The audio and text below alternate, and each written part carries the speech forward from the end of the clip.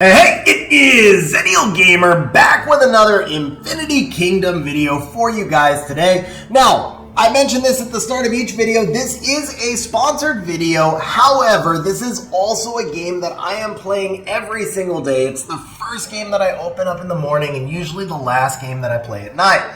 So with that said, today we're going to be talking about how you get into actual fighting battle action. Behind us now, you can actually see Arena. So Arena is there's actually quite a few different PvP metas within this game. Now you have the ability to play both automatically or manually in different modes of the game. Right now what we're watching is Arena. In this case, it is always an automatic fight. It's all about how well you've theory crafted your teams. So, Arena runs in 3 different stages. You're going to have 3 teams that you're going to set up in your Arena formation. And it's basically you against the other player. It's all run by computer AI. Don't worry, the AI is actually pretty good in this game. It uses your skills appropriately and at the appropriate times. Every single day, you are going to get bonuses based on your Arena rank. In addition to that, the better you do in Arena with each fight will give you some points that you can buy dragon eggs. So the wind dragon can only get eggs from Arena. Now, each dragon will have its skills upgraded by those eggs. So it's actually really important to do well in Arena, which means it's really important to build out 3 really strong formations and do your best to climb up in the ranks, but also to farm Arena every day. Now, as you're preparing for any PvP fight within this game, it's very important to choose the Immortals that are going to do best for you. This could be a lot of different things. This could mean based on the elements. This could mean based on the troop types that they're leading. We haven't talked about this in prior videos, but each troop type actually has an advantage over a different type of troop type. So for example, cavalry are great against shieldmen, but weak against swordsmen. So every troop type is going to have an advantage over every other troop type. Now, because this is an auto fight, we do have the ability just to skip straight to the end if we wanted to as well. I happen to really enjoy the fighting graphics, but if you did want to skip forward, don't worry guys, you are able to just click that button in the top corner and you get to see the victory screen. Now, as I mentioned, there are several different types of PvP. So we obviously have the Arena we just watched. We have that first siege that we watched at the beginning. I want to show you guys what it looks like when you have a successful siege. So there is a lot of really cool information that you can get on these screens. You can actually see how each of your Immortals performed, and you can also click this stats button right here. You get a lot of really cool information about how the actual fight went. You can see where the damage went. You can see if there was any crowd control. In this case, there was no crowd control. You can also click the bonus comparison and compare your bonus versus the enemy's bonuses. So here you can see this is kind of like a comparison of the technologies that you've researched. In this case, I have a significant advantage on my defenses, but I don't have as much attack researched. So we come back over here and we can also watch a replay of the exact fight and see how the battle went. Now, in this case, I had already cleared out the enemy troops, so this is just sieging the actual enemy kingdom. But keep in mind that your alliance can garrison troops within your base. So even if you've already killed the enemy troops once, if somebody in your alliance chooses to garrison more troops into your base, you could run into a wall of really strong troops. You might be attacking a kingdom that's much lower level than you and still get crushed because a higher level person in their alliance is garrisoned. Now, the way you would garrison is simply by clicking on the city. We go ahead and click garrison, and you can see I could also put my own troops in and garrison. So if I think I'm going to get attacked, I could go ahead and garrison my troops to better defend my own kingdom and make sure that I'm protecting my resources as well as my kingdom's prosperity. Now, keep in mind that the ultimate goal of Infinity Kingdom is for your faction to take over the entire map. So you can see here, I am part of the blue faction.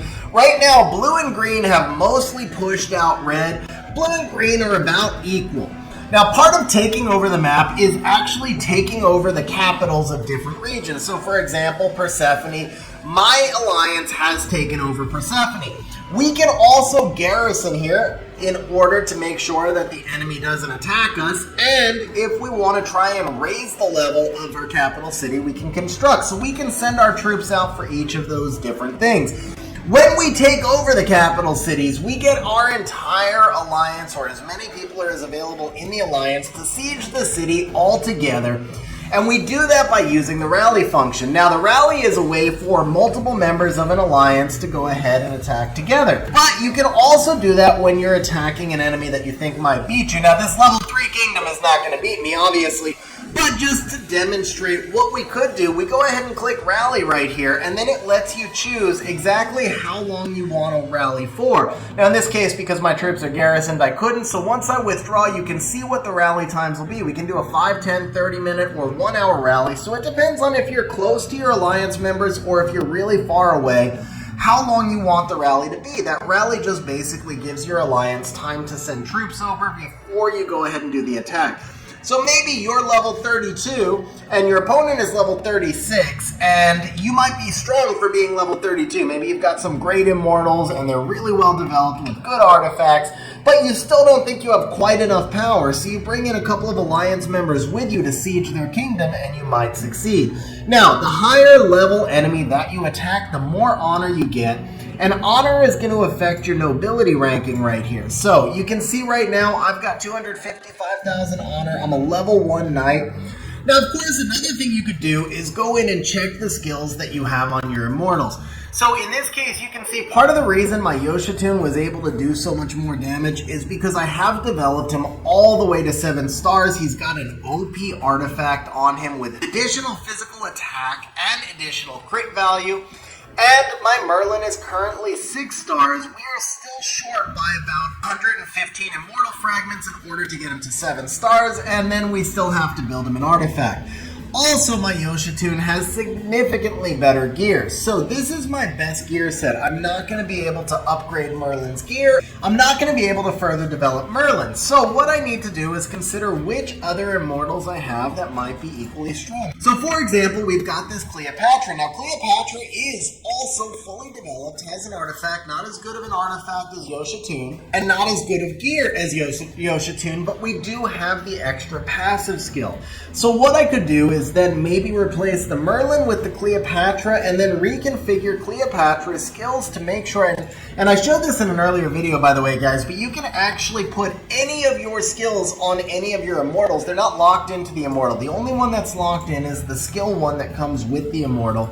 But all of these other skills could be reconfigured. So if I needed to get more damage out, what I could do is switch the Merlin for the Cleopatra and then reconfigure Cleopatra's skills for maximum damage. If I needed to get more defense, then I could go to my frontline tanks like Leonidas. Same thing, reconfigure his skills and make sure that I am taking enough defensive skills in. If I'm having an issue with crowd control, it's the same thing. So there's a lot of adjustments that I can make. Now I could also move some of the gear around on my immortals. Now each gear piece is specific to each immortal type. But with that said, sometimes you may have better gear, or at least gear that's been strengthened to a higher level on a different immortal, and you could switch that immortal over to the one that you're putting into your first troop in order to continue through with your fight. So that's your tour of some of the different types of battles that you can do in Infinity Kingdom and how your immortals and their skills and their gear can be adjusted in order to improve those battles. Remember guys, ultimately this is a game where you farm in order to build up stronger armies so that you can take them out and fight things. Now, we didn't go into dragons today other than just to kind of mention that you use the dragon eggs to develop your dragon skills and you use gold actually to level up your dragons. But put it all together and you make the strongest troop that you can for your attacks, and then you have that awesome garrison feature to protect your own kingdom, and you have the even more awesome rally feature that's going to allow you to go with your alliance members to attack the enemies. So guys, that's just about it for today's video. One last thing, just a reminder, if you go ahead and click on your profile right here, you click the settings icon, and you come over here to redeem and type in the word Zenial, you're going to get 3 free Philosopher's Stones. That's 3 free summons on me. That's free 3 summons on me for trying out the game. So remember, there are download links in the video description, one for mobile, one for PC. You can also play on an emulator with the mobile download. Use the gift code Zenial, get 3 free summons, and hopefully pull your first Elite Immortal. Guys, it's a really fun game. I hope you try it out. And on that note, as always, I appreciate you watching, and we'll see you in the next one.